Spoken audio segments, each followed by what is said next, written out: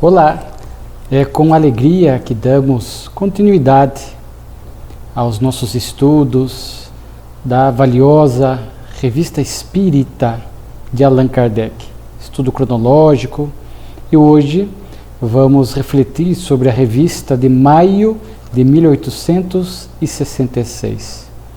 Essa revista traz 10 artigos, mais uma vez muito produtivos, interessantes. Vamos ver aqui a pedagogia de Allan Kardec em alguns temas que são desafiadores, de forma que não cansamos de enaltecer esse trabalho do codificador. Não cansamos de registrar textos valiosos, alguns que se destacam pela forma como Kardec construía o pensamento para apresentar ao público espírita, ao simpatizante, a revelação divina, a doutrina espírita que vinha dos benfeitores espirituais para a humanidade, como instrução, como consolo, como bálsamo para as nossas almas. E nessa revista citada, maio de 1866, o primeiro artigo já é muito profundo. Aliás, os dois primeiros artigos estão conectados, porque ambos falam de Deus. O primeiro artigo, Deus está em toda parte, e o segundo, a vista de Deus. É interessante registrar logo no início que esses dois textos foram aproveitados por Allan Kardec para compor uma parte do capítulo 2º da obra A Gênese, quando vai tratar da temática Deus. Então esses textos aqui, os dois iniciais, vamos encontrá-los na obra A Gênese. Daí sempre destacamos essa característica, esta faceta da Revista Espírita ter sido algumas vezes laboratório para muitos textos que fizeram parte integral ou parcialmente das chamadas obras básicas ou Pentateuco de Kardec.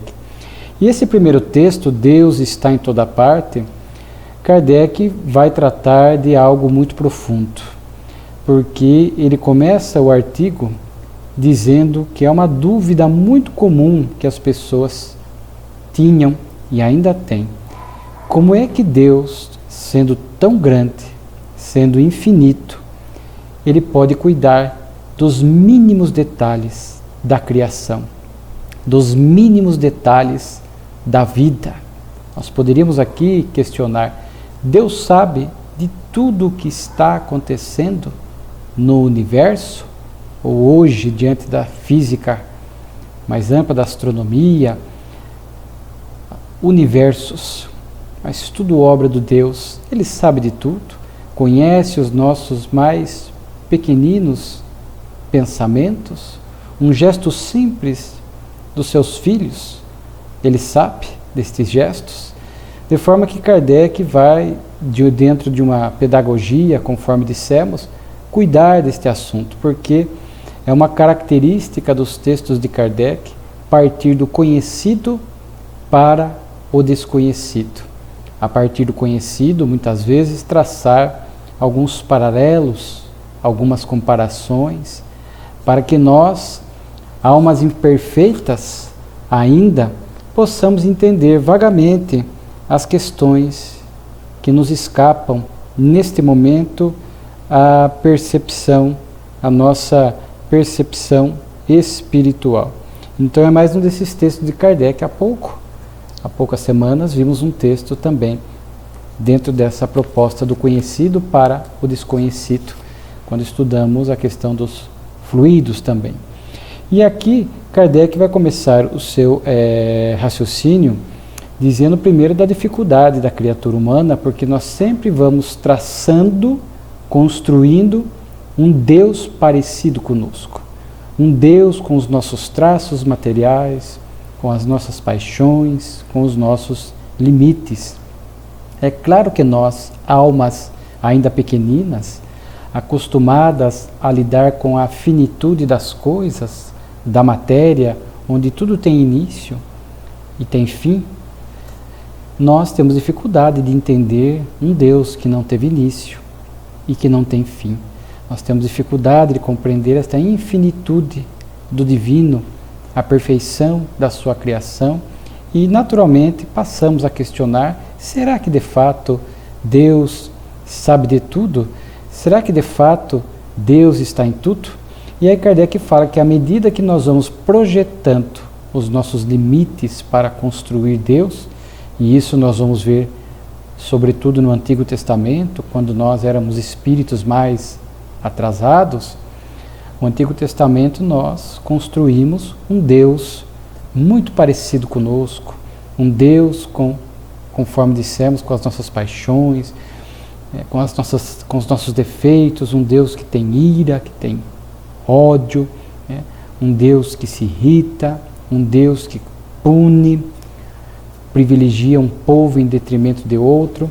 E é claro que isso fazia parte, conforme está numa questão do Livro dos Espíritos, do amadurecimento psicológico da criatura humana. Depois veio Jesus, já nos apresentando este Pai amoroso, que cuida de nós, que vela por nós. Já é uma visão bem diferente do Antigo Testamento. Mas nós, mesmo Jesus nos apresentando este Deus de amor, nós tínhamos muita dificuldade em entender como é que se expressava o amor de Deus diante de tanto sofrimento, diante das lutas, dos reveses que muitas criaturas humanas enfrentavam.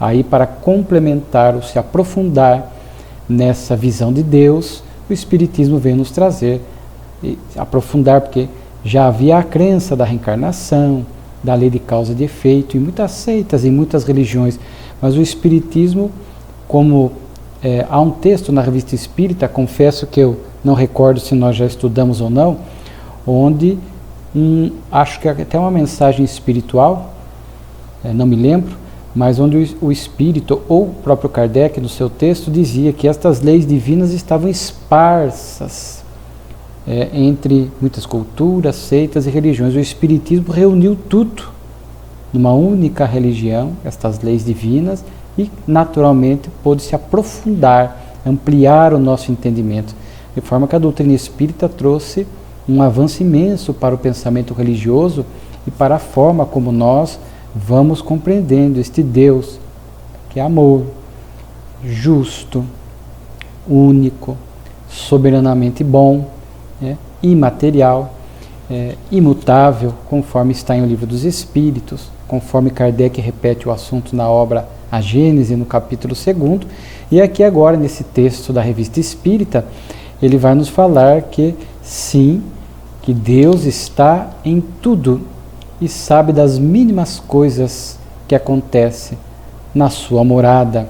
Kardec começa o texto falando de um fluido. Se nós imaginássemos um fluido que irradia, e ele vai dizer assim, tudo que o fluido penetra, por exemplo, um corpo, é evidente que cada molécula desse fluido produzirá sobre cada molécula da matéria com a qual está em contato uma ação idêntica à que produziria a totalidade do fluido. Então, quando um fluido penetra um corpo, naturalmente que ali ele já está produzindo os seus efeitos, a sua ação sobre aquele corpo. E aí ele diz, sendo ininteligente, ou seja, sem inteligência, esse fluido age mecanicamente, pela força das coisas. Mas se supusermos esse fluido dotado de inteligência, de facilidades perceptivas, ele agirá não mais cegamente, mas com discernimento, com vontade e liberdade. Verá, ouvirá e sentirá. Em alguns momentos nós lemos, porque alguns textos de Kardec são insubstituíveis. Se nós tentássemos aqui simplesmente apresentar com o nosso toque pessoal, perderíamos a qualidade do texto. E aí Kardec, fazendo esse raciocínio do conhecido, passa para o fluido perispiritual. Os espíritos, seres inteligentes, irradiam esse fluido perispiritual, e ele acaba, conforme a evolução do espírito, esse fluido tem um alcance maior, efeitos maiores, permitindo que os espíritos vejam, né, leiam os nossos pensamentos, vejam e hajam à distância, tudo depender da evolução do espírito, através do que nós já estudamos há pouco, através do fluido ou dos fluidos perispirituais. E Kardec diz tanto que os espíritos possuem o dom da ubiquidade. O espírito não pode estar ali em dois locais ao mesmo tempo, porque ele não se parte, não se divide, mas ele pode estar em vários locais ao mesmo tempo através da irradiação do seu pensamento. Então, conforme o seu poder, o seu alcance, o alcance do seu fluido perispiritual, por exemplo, um espírito como o Dr. Bezerra de Menezes, estando numa determinada região do mundo espiritual elevado, ele pode, movendo o seu pensamento, fazer-se registrado por vários médiums ao mesmo tempo que estão aqui na dimensão material. Então, 2, 3 médiums podem dizer: recebi uma mensagem do Dr. Bezerra de Menezes. Entrou em sintonia com o espírito e reproduziu a mensagem. Claro que cada médium vai reproduzir muitas vezes a sua maneira, mas o fundo, né, o tema, o que o espírito quis passar, ficará preservado. Às vezes a forma de exprimir a ideia, as palavras poderão se modificar, mas isto é o dom da ubiquidade dos espíritos elevados. E aí ele diz assim, olha que bonito o texto de Kardec: o que o espírito não pode realizar senão num limite restrito, Deus, que é infinito, o realiza em proporções indefinidas. Há ainda esta diferença, que a ação do espírito é momentânea e subordinada às circunstâncias. A de Deus é permanente. O pensamento do espírito só abarca um tempo e um espaço circunscritos. O de Deus abarca o universo e a eternidade. Olha que beleza. Aí nós passamos a entender agora, aí onde Kardec vai construindo a ideia.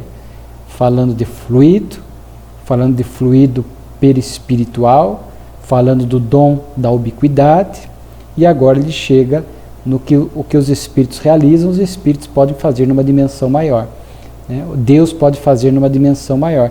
Aí ele vai falar, portanto, do fluido divino, fluido inteligente que preenche o universo, penetrando todas as partes da criação.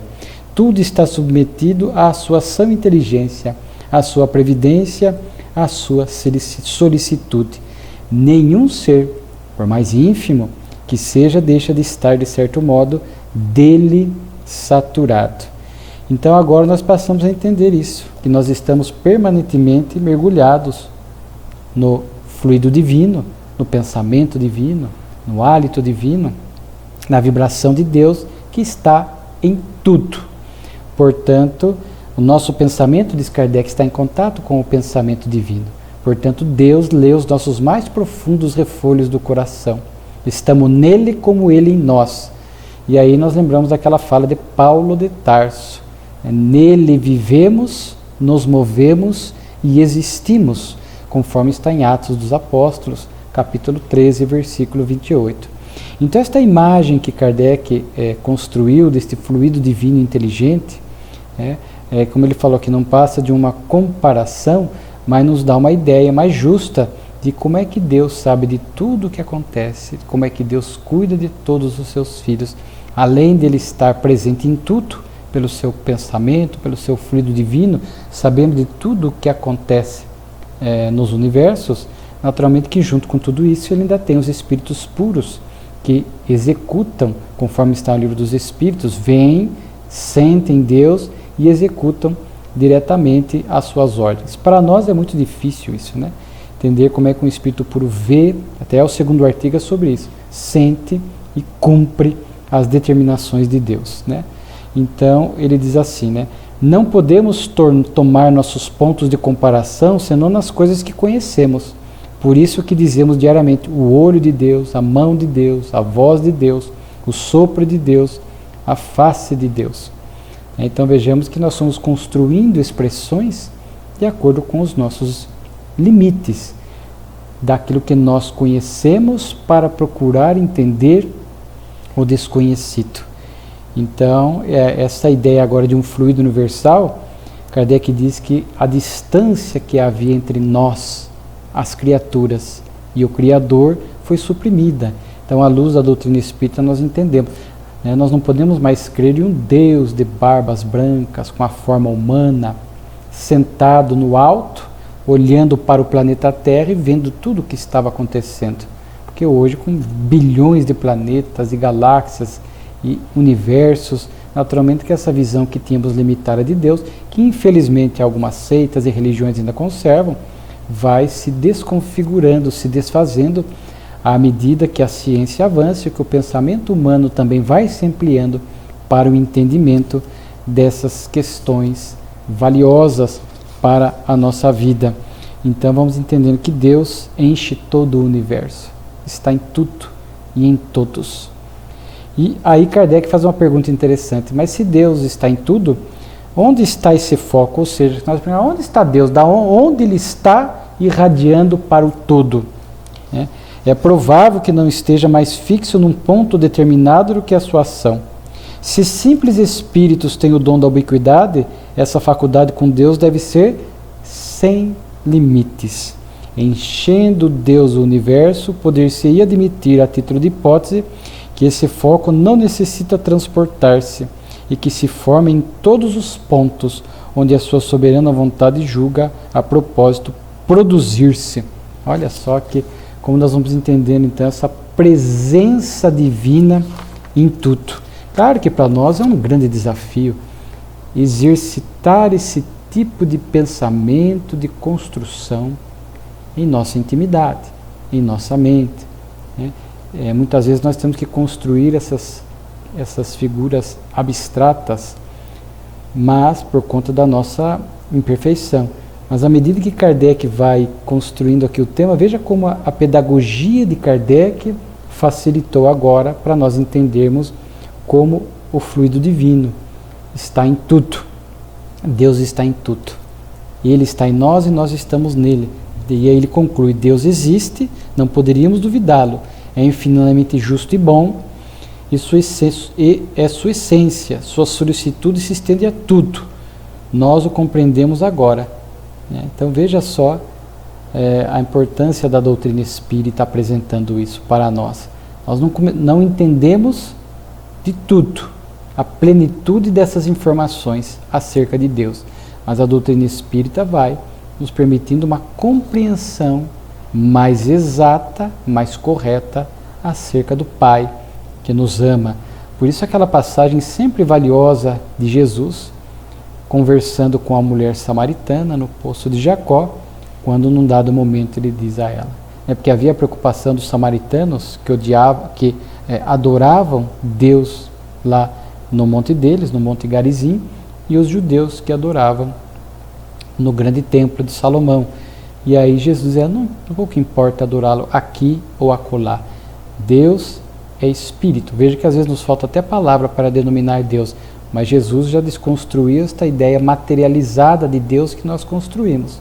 Deus é Espírito, e em Espírito deve ser adorado, em Espírito e verdade. Em Espírito, ou seja, diretamente. Já que Deus está em tudo, e nós, ao entrarmos em silêncio e fazermos a nossa prece, entramos em conexão com Ele, veja que essa visão que a doutrina espírita vai nos dando, e como Jesus fala adorá-lo em Espírito, percebemos que não há necessidade de intermediários para o nosso contato, para a nossa ligação com o divino. E em verdade, espera-se de nós a fidelidade, o esforço por uma atitude fiel àquilo que Deus nos convida, porque não adianta buscarmos este contato com o divino, muitas vezes só no templo religioso. Deus está em tudo, Deus está no templo, está fora do templo. O divino está em tudo, conforme nós vimos. É questão de sintonia. É que muitas vezes a criatura humana construiu aquela ideia de que fora do templo, o pecaminoso, o imundo, a tentação. Dentro do templo, o divino. E alguns ainda acreditam nessa ideia de que nós só nos conectamos com Deus no templo. Claro que o templo é um ambiente onde há nós nós estudamos aqui as assembleias religiosas, o texto de Kardec, a importância da coletividade de pensamentos, os fluidos, né, as ideias que são ali tratadas facilitam a nossa introspecção, a nossa sintonia, mas para sairmos dali e sustentarmos, através do pensamento e da conduta, esta permanente conexão com o divino. Claro que o divino nunca se desconecta de nós, o fluido divino está em tudo. Nós que rebeldes, às vezes, com comportamentos perturbados do ponto de vista moral, é que dificultamos da nossa parte essa conexão com o divino, nós que nos, entre aspas, afastamos dele e ele jamais se afasta de nós. Então é um texto muito bonito, e aí sempre recomendamos uma obra do nosso querido médium, orador, espírita José Raul Teixeira. Há um livro dele chamado Em Nome de Deus, ditado pelo espírito José Lopes Neto, onde um grande trabalhador do estado do Paraná, foi um grande trabalhador lá, já está no mundo espiritual, é claro, e ele escreve assim uma obra muito interessante, porque falar de Deus, escrever sobre Deus não é fácil. Falar do infinito, usando palavras que exprimem o finito, é muito difícil. E José Lopes Neto consegue, ali nos capítulos dessa obra, tratar da temática Deus com uma grandeza impressionante. E quando Kardec segue falando à vista de Deus, já que Deus está em toda parte, por que não o vemos? O veremos quando deixarmos a Terra, ao desencarnarmos? Também são perguntas interessantes, né? E Kardec diz, as coisas de essência espiritual não podem ser percebidas pelos órgãos materiais, só pela visão espiritual. Só a nossa alma pode ter a percepção de Deus. Mas ela o vê imediatamente após a morte? Não. Sabemos que a visão de Deus só é privilégio das almas mais depuradas. Então, somente os espíritos puros conseguem ver Deus com os olhos da alma, é claro. E aí Kardec vai dando, dentro da sua pedagogia, ele diz primeiro como uma cabeça envolta por véus, né? Do começo não vê absolutamente nada, aí nós vamos tirando o primeiro véu, a pessoa vê um pouquinho melhor, mas não vê tudo, tira o segundo, tira o terceiro, até a hora que nós tiramos todos os véus para poder ver nitidamente. Aí Kardec diz que os véus são as nossas imperfeições morais. À medida que nós vamos nos libertando, nos depurando, vencendo as imperfeições da alma, uma a uma são véus que nós vamos tirando da nossa visão espiritual e vamos pouco a pouco tendo uma percepção maior do divino, até o momento em que sem véus, sem imperfeições morais, como espíritos puros, nós conseguimos ver Deus. Também ele cita o exemplo de um vale, né? O fundo de um vale com uma espessa bruma, não vê o sol. À medida que a gente vai subindo um pouco a montanha, esse nevoeiro vai se dissipando, a gente vai vendo um pouco melhor, mas não vê tudo ainda. E vai subindo um pouco melhor. À medida que nós vamos subindo até chegar ao topo da montanha, é que sem a influência da bruma, do nevoeiro, nós vamos enxergar com perfeição, né? O alto, o divino. Então são imagens que Kardec vai construindo, né, para que a gente possa entender esta forma de sentir e ver Deus. Jesus propõe, bem-aventurados os puros de coração, porque verão a Deus. Então veja o mesmo pensamento, né? Os puros de coração, aqueles que vão se libertando das imperfeições da alma para poder ver em espírito diretamente a Deus. Mas à medida que nós vamos tirando os véus, à medida que nós vamos subindo a montanha, que nós vamos gradativamente progredindo, buscando esta pureza de coração, como no exemplo de Kardec, a gente já vai começando a sentir o divino com mais pujança, né, de forma mais efetiva.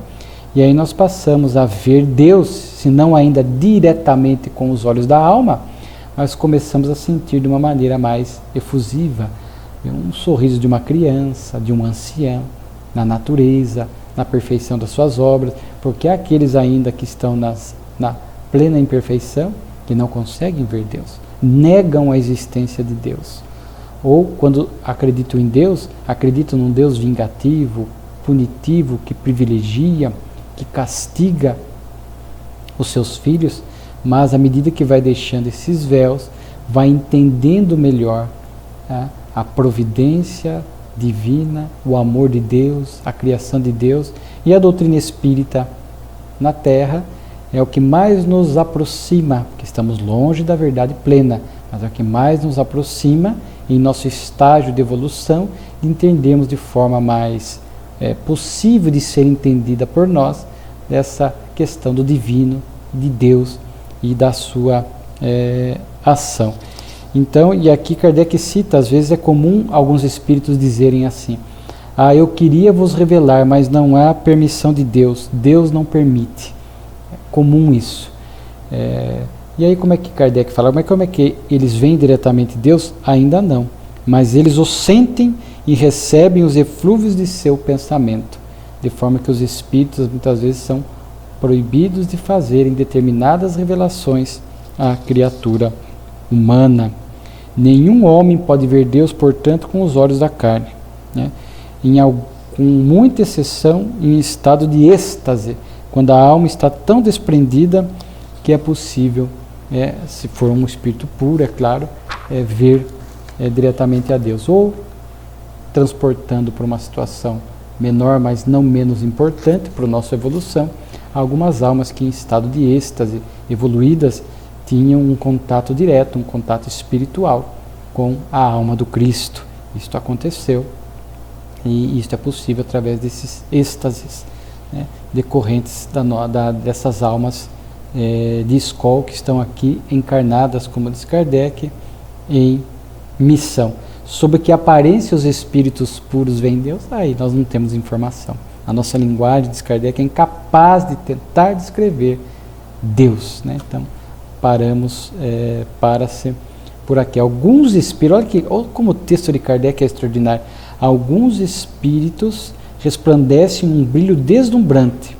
E pode ser que espíritos menos elevados, encarnados ou desencarnados, feridos pelo esplendor que os cerca, julgassem ter visto o próprio Deus. Olha só, espíritos em sofrimento, em regiões de penumbra, sedentos por socorro, por um alento, depois de um tempo imenso de sofrimento, oram, se arrependem, mudam a vibração, e às vezes um espírito está ali presente com uma luz que irradia, como por exemplo, alguns livros falam da Rainha Isabel, a Rainha Santa, nessas regiões de socorro, irradiando a sua luz amorosa.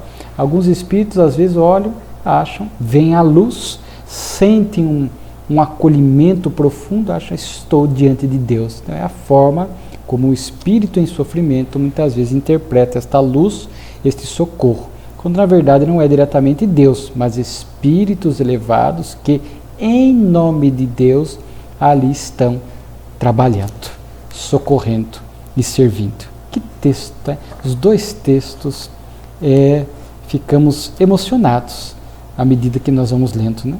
Depois tem as revistas Espírita Sec, muitas vezes nós não conseguimos nos aprofundar em tudo, né? Fica sempre o convite para a leitura integral da revista, acessível através do site da Federação Espírita Brasileira, através do kardecpedia.com. Uma ressurreição. Aqui eu vou sintetizar. Uma jovem que morava com uma tia, a tia caiu doente e morreu. E a jovem ficou aflita, ou entrou em oração, foi até a câmara mortuária, onde o corpo da tia estava, e ela, num dado momento, vê a tia. E ela diz assim, a tia diz a ela, o nome da sobrinha é Savéria. Há pouco eu estava morta, sim, eu vi o Senhor, Ele me permitiu voltar um instante a esta terra para te dizer um último adeus, uma última recomendação.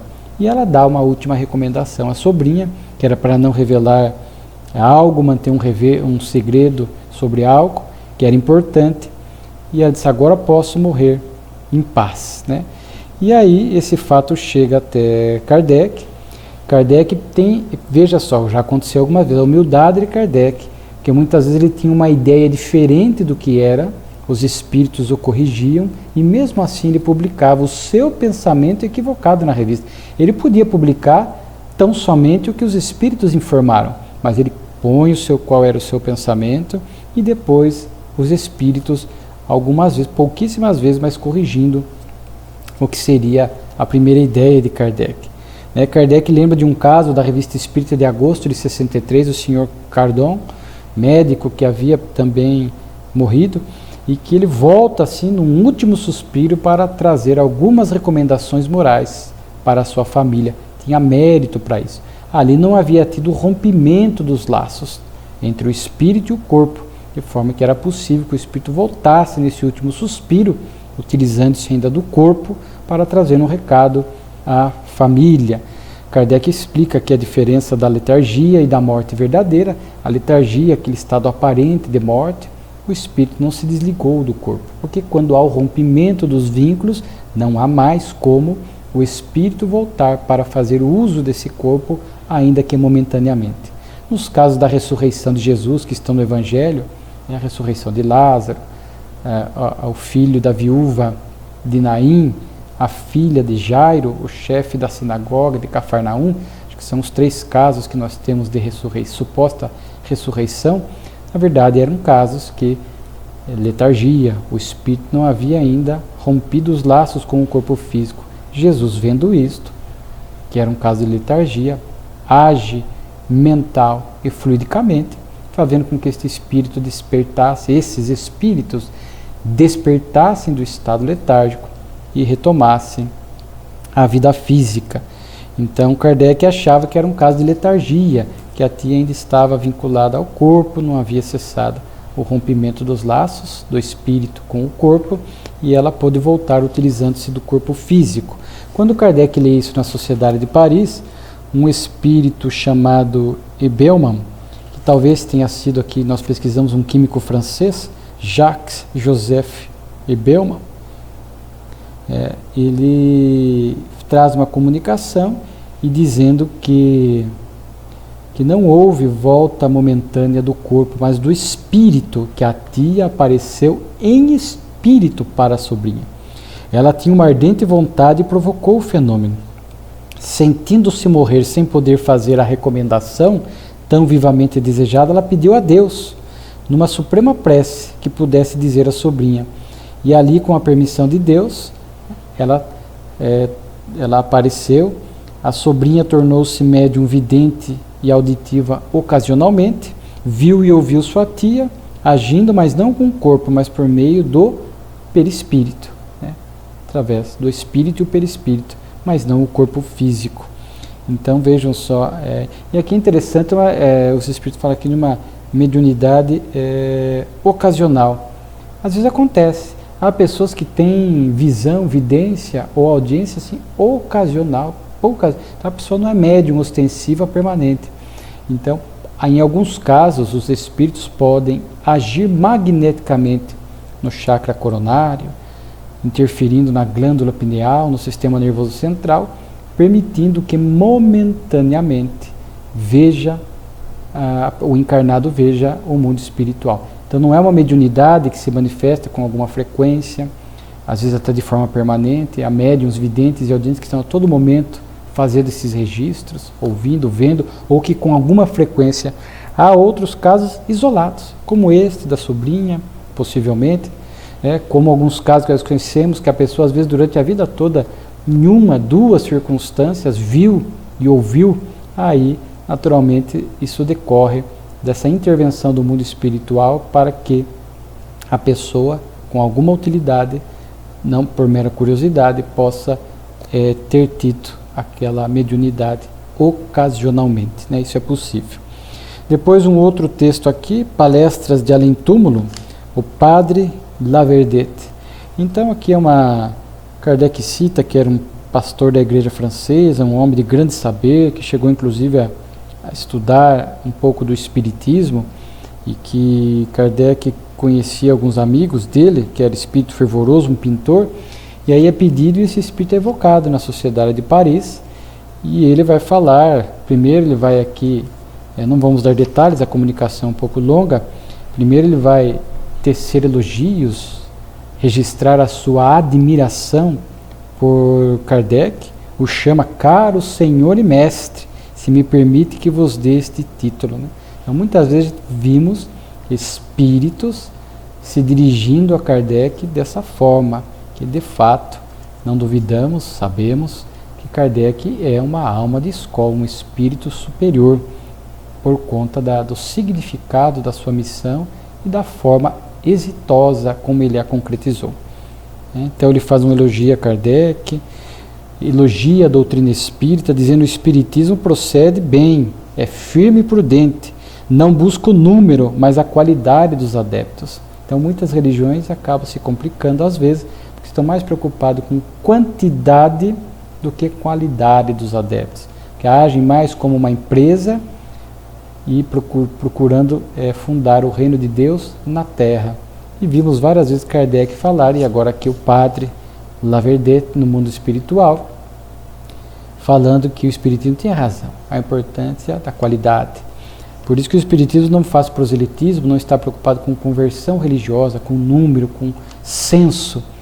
Né? O censo é importante, mas o espiritismo nós não devemos estar preocupados de forma exagerada com quantidade, mas com a qualidade.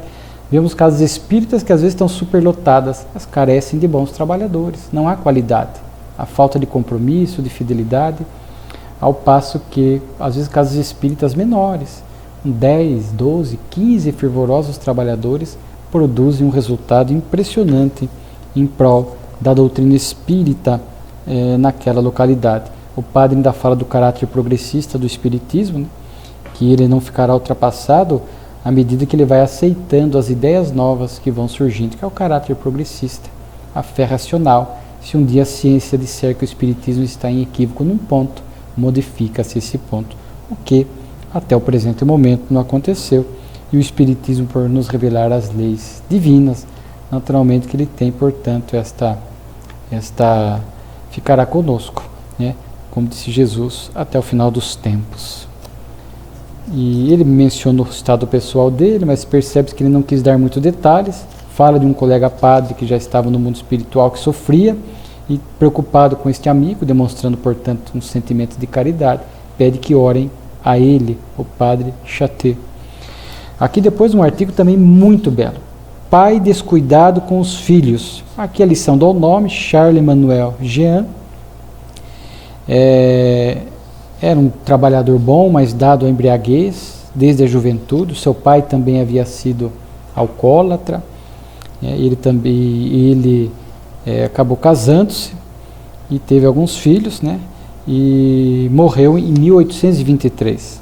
E um dos filhos, ele teve 2 filhos, né? Que homem. Um dos filhos seguiu o caminho do bem, tornou-se espírita, que é o que está narrando a história. E um outro desviou para o mau caminho, seguindo inclusive os traços do pai, foi para a África e tal, alcoólatra também, pelo que sugere. E aí Kardec conversava com o bom filho deste pai, e ele exprimia aqui o pesar de não ter podido assegurar aos filhos uma fortuna independente. E aí Kardec, num verdadeiro atendimento fraterno, às vezes a gente se esquece de Kardec, atendente fraterno, Kardec dirigente, da Sociedade de Paris, a gente às vezes só lembra de Kardec, o codificador, mas é importante vermos essas facetas. Kardec fala que não, que ele tinha, diz aqui, numa conversa íntima, num atendimento fraterno, é comum Kardec atender as pessoas na sua moradia, na sede da Sociedade de Paris, nas viagens, preocupado que era sempre com o consolo que a doutrina espírita podia ofertar, com o esclarecimento, para iluminar consciências. E ele fala, não, você cumpriu com os deveres de pai, porque moralmente você formou bem os seus filhos, deu-lhes um bom exemplo, uma boa educação. Não é tão, diminua a preocupação material. E hoje vemos o inverso, né? Muitos pais e mães preocupadas com o que os deixarão materialmente para os filhos, com a herança, e despreocupados com o que moralmente estão ofertando ao filho.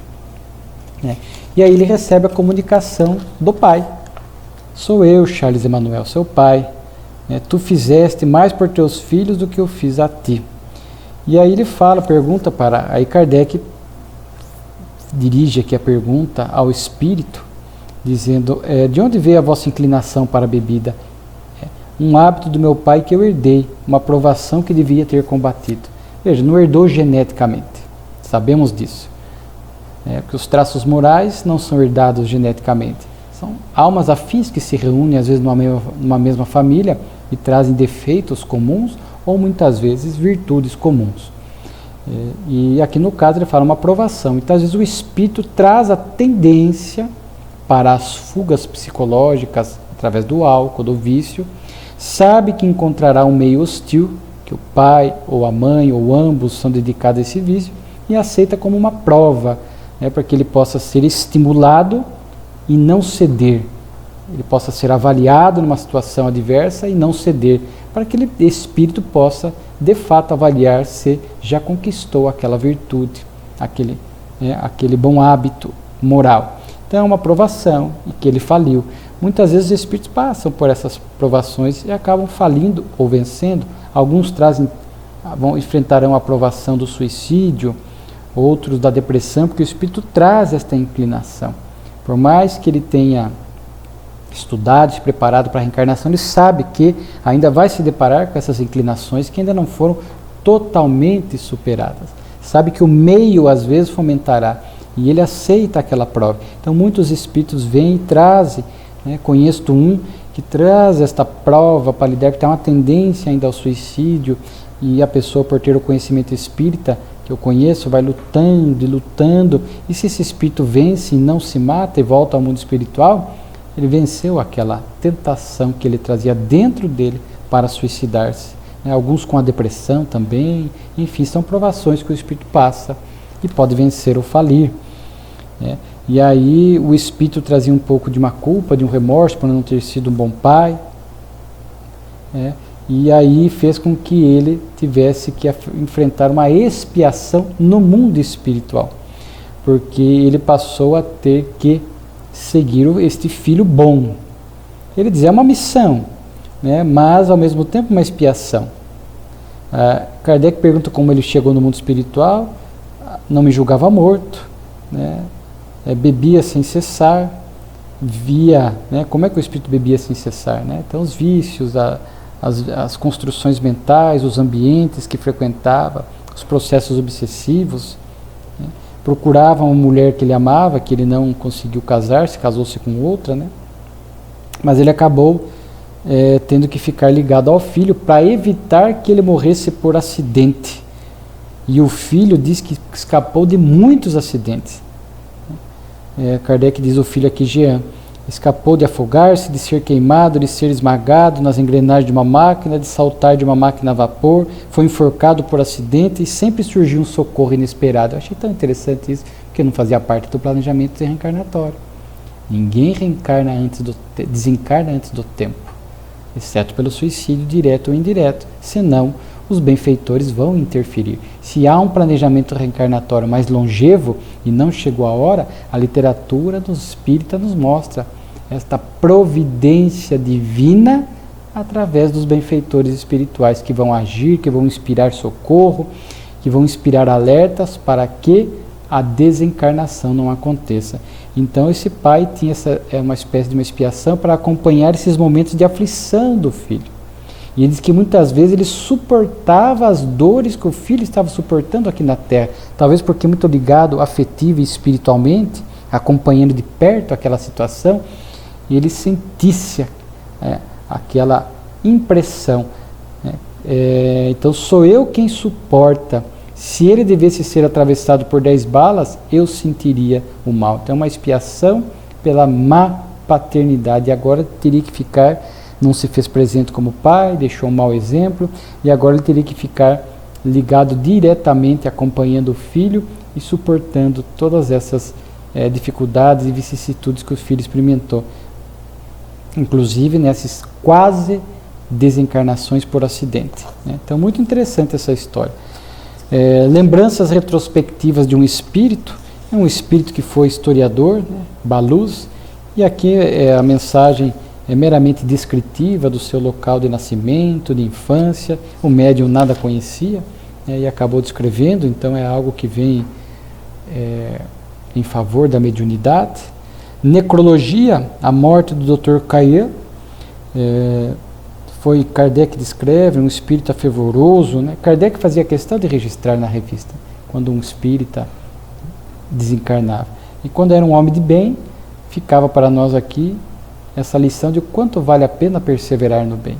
que Kardec evocava. O espírito descrevia sua situação no mundo espiritual, sua boa situação, fruto dos bons méritos que ele construiu, de forma que era como se Kardec quisesse mostrar também para o espírita, através das testemunhas dos espíritos, o quanto vale a pena ser um bom espírita. Kardec tinha essa preocupação do engajamento moral do espírita.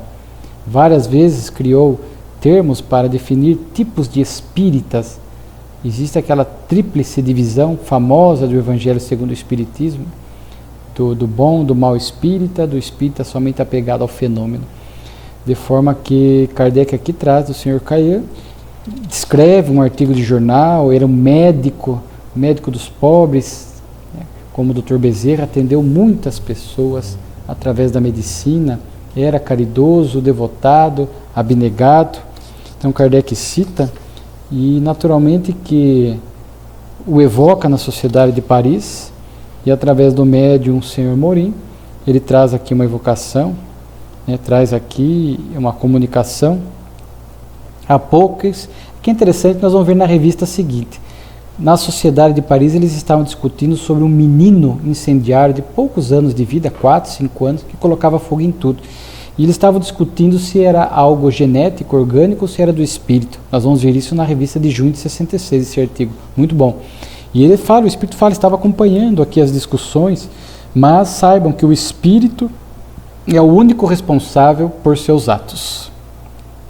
Os bons e os maus sentimentos são resultado de conquistas anteriores, né? Então nós vamos ver isso, que era uma tendência que o espírito trazia, e ele então traz ali uma confirmação, uma assertiva doutrinária. E algo que ele traz aqui de interessante para a gente registrar, é que ele diz assim: não tive luta a sustentar contra instintos opostos. Ou seja, era um espírito que já havia vencido muitas más inclinações, onde nele predominavam as virtudes. Então não havia o homem velho, a luta do homem novo com o velho, pelo menos nos principais pontos morais, porque para ele a prática do bem, o devotamento, a caridade era natural. Privilégio? Não. Um espírito que construiu isso já através das reencarnações. Então Kardec diz aqui na sua nota: se declina do mérito de seus atos, é por modéstia. Os que fazem o bem sem esforço, como o caso dele, chegaram a um grau de adiantamento que os torna natural. Como a gente quando viu o Chico, era natural. A doçura, a brandura, a caridade, não estava fazendo esforço, era natural. São Francisco de Assis, era natural. Madre Teresa, Irmã Dulce, então são espíritos que conquistaram. Então ele diz aqui que muitos de nós, espíritos medianos, há uma luta intensa em nós. Luz e sombra, o homem velho, as velhas inclinações e o homem novo. Então há um esforço muito grande, muitas vezes, para a gente praticar o bem, para a gente praticar uma caridade, para deixar de praticar o mal, causar o mal a alguém, porque ainda trazemos estas velhas inclinações, e com o conhecimento espírita, espera-se mais alertas para não falir. Então fica este bom combate. Mas há espíritos, como o Dr. Caillan, que já atingiu um estado onde superou as más inclinações, onde para ele é natural. Quando surge alguém para socorrer, ele não pensa ajudo, não ajudo, é natural. Então isto, a doutrina espírita explica o porquê. Não é privilégio de Deus, não é uma alma que foi criada privilegiada, é uma alma que ao longo da reencarnação progrediu mais rápido do que nós, ou um espírito mais antigo, né? Então é assim que a doutrina espírita vai nos demonstrando essa questão da lei do progresso. Então em nós ainda há luz e sombra, a luta, né, interior do homem velho e novo, e muitas vezes é exigido de nós muita dedicação, muita oração, muita persistência para que em algumas situações o bem possa prevalecer nas nossas atitudes. E o tempo vai passando, agora dissertações espíritas, 3 comunicações espirituais. A primeira, instruções para o Sr. Allan Kardec, do Dr. Demer. Nós já citamos o Dr. Demer aqui na revista, e ele foi médico encarnado e depois de desencarnado passou a cuidar da saúde de Kardec. Aqui um alerta, diríamos um puxão de orelha. Kardec era um espírito muito dedicado, e que muitas vezes acabava por este ímpeto, por essa dedicação, por esse trabalho intenso em prol da codificação espírita e das inúmeras tarefas espíritas que ele abraçava, acabava sobrecarregando o corpo físico. E o Dr. Demer vem falar para necessitais de repouso, deixar de lado um pouco as atividades secundárias. Kardec reclama para ele das cartas, tinha mais de 500 cartas acumuladas, o que fazer?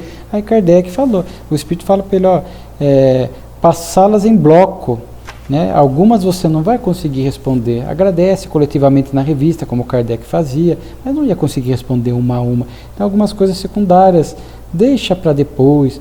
O Espírito inclusive fala para ele, você às vezes quer entrar em detalhes de muitas coisas que depois, somente o tempo, o futuro trará e cuidará. Então o Espírito faz aqui algumas observações muito específicas para Kardec, que se ele publica, é porque é um alerta para nós, tomarmos cuidado com, muitas vezes, o abuso.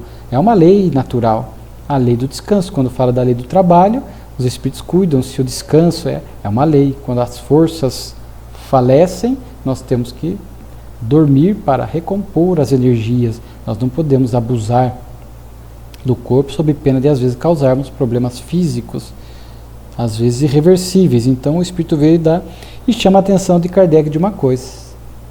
Fala, concentre os teus esforços na última obra, na obra que está produzindo, que era a última da codificação, a Gênese, uma obra importante.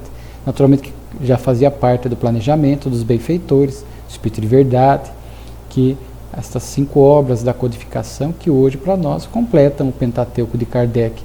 Então faltava a Gênese, que era a obra que cuidaria dos milagres, que cuidaria, dividida em 3 partes. Inclusive nós temos aqui os milagres e as predições segundo o Espiritismo, cuidaria da transição planetária na 3ª parte. Então era uma obra importante. Então o Espírito falou, calma, cuida da obra que você está fazendo. Que já em 66 já estava sendo construído, porque é uma obra complexa do ponto de vista do conhecimento. Veja quantas questões complexas Kardec deixou por último para a obra Gênese. Então isso é muito importante. Muito importante. E depois, aqui essência a prece, uma comunicação de um espírito protetor. É um tema que nós já cuidamos aqui, os espíritos falando da importância da prece, mas para que a gente não tenha a prece como algo que vá nos privar das lutas e dos desafios que são inerentes ao processo evolutivo. Que Deus, sabendo que aquela prova, aquela luta faz parte das nossas necessidades evolutivas, não nos privará daquele desafio. Então, pela prece, nós temos que pedir força, para que a gente, confiança, paciência, resignação, e pela prece sincera, em sintonia com o alto, aurir estas energias que nos fortalecem para a vivência desses desafios. Então, nas aflições, a prece não é só uma prova de confiança e de submissão à vontade de Deus, que a escuta, se for pura e desinteressada, mas ainda tem por efeito, como sabeis, estabelecer uma corrente fluídica, uma sintonia, que leva longe o pensamento do aflito, como o ar leva o assento de sua voz. Este pensamento repercute nos corações simpáticos ao sofrimento, e estes, por um movimento inconsciente, se dirigem para o lugar onde sua presença pode ser útil. Por seus mensageiros, leva o lamento, onde pode encontrar eco, e lá bons espíritos sopram o bom pensamento. Então, a nossa prece, o nosso pedido a Deus, toca fluidicamente encarnados que captam este pensamento e inconscientemente acabam, às vezes são amigos, familiares, se dirigindo a nós, sentindo que nós estamos precisando de uma ajuda, de um consolo, de um socorro, ou aos desencarnados, os espíritos que, atendendo às nossas preces e dentro do merecimento, virão para nos inspirar. Conforme nós falamos, é importante entendermos a verdadeira finalidade da prece diante das provas e das expiações. E, por fim, a última comunicação de Luís de Francis. Para muitos, pela linguagem, parece no seu Espírito São Luís, mas aqui é uma dedução, não é uma afirmação. O Espiritismo obriga. É uma mensagem também longa, que vale a pena para nós espíritas sinceros, preocupados com a nossa transformação moral. Aqui o Espírito vai trazer de uma forma muito didática e muito profunda, 2 pontos importantes, né? O autoconhecimento e depois o exemplo. Ele fala, pode melhor compreender o valor de cada um de seus atos, melhor sondar os retalhos de sua consciência, melhor apreciar a infinita bondade de Deus, né? Evitar o mal, praticar o que é conforme a justiça e a caridade. Então vejam que aqui, e conforme vemos o texto, este autoconhecimento. É melhor sondar a nossa consciência, as nossas inclinações, os nossos potenciais, as situações desafiadoras, situações gatilho que nos perturbam e nos desequilibram. Então é muito importante, o Espiritismo bate muito nessa tecla. A questão 919 do Livro dos Espíritos, muito pouco falada, mas infelizmente muito pouco vivida pelos espíritas. Com tempo, com regularidade, meditar, conhecer-se melhor, para que em conhecendo-se melhor, possamos nos moralizar e nos educar, nos reformar com mais qualidade. Sem autoconhecimento, dificilmente nós vamos avançar muito, porque precisamos saber dos defeitos para corrigi-los, dos potenciais para ampliá-los. E aí o Espírito encerra falando do exemplo, né? Porque a partir do momento que você se autoconhece, começa a realmente fazer esta viagem interior para combater, corrigir os defeitos, para fomentar e construir virtudes, é natural que a vivência venha, que a nossa atitude melhore e que nós possamos dar o exemplo. Ele diz assim, é como se fosse convencer-se e converter, deixar pegadas luminosas para que outras pessoas também possam perceber o valor e a importância do bem.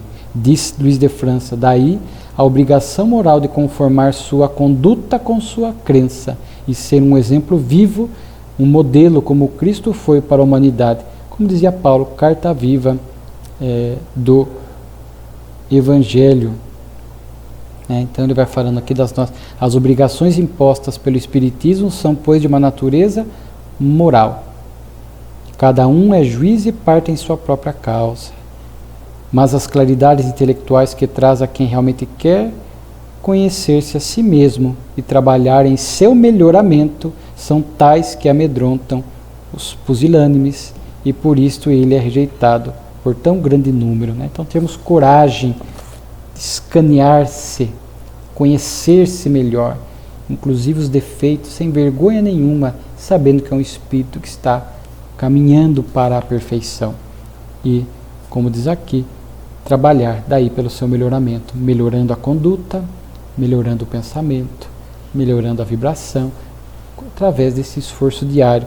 Então a doutrina espírita é de natureza essencialmente moral. As suas lições nos conduzem a isto.